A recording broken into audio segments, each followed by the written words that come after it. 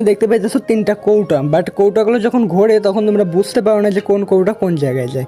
তো আমি যে আজকে একটা দেখাই দেবো, এটার মাধ্যমে সুবিধা একটাই পাবা যে প্রত্যেকটা কৌটার নিচে একটা আলাদা আলাদা কালার থাকবে, যার মাধ্যমে কৌটাগুলো কোথায় যাইতেছে এটা তোমরা আর কি অবজার্ভ করতে পারো। চলে আসবে এখানে ব্যাক আসলে তোমরা দেখতে পাবা তিনটা গ্লাসের নিচে তিনটা আলাদা আলাদা কালার লাগে গেছে। তো এখন তোমরা চাইলে এখানে সিম্পলি বেড ধরতে পারো। তো এখান থেকে আমি 100 টাকার একটা বেড ধরে নিলাম অন বলে। তো তোমরা এখানে দেখতে পাইতেছো আমাদের বলটা দিচ্ছে হলুদে, আর ওই বাকি দুইটা ফাঁকা আছে। দেন এখন এগুলো পাক পারবে স্বাভাবিকভাবেই, তোমরা জানো এটা আলাদা করে বলতে হবে না। অ্যান্ড তোমরা দেখতে পেতেছো এখানে যে স্বাভাবিকভাবে ঘোরার কথা সেটাই ঘুরতেছে। অ্যান্ড আমাদের যে হলুদ গ্লাস ছিল সেটা ঘুরতে ঘুরতে আবার প্রথমে যে জায়গায় ছিল সেই জায়গাতেই ব্যাক আসছে।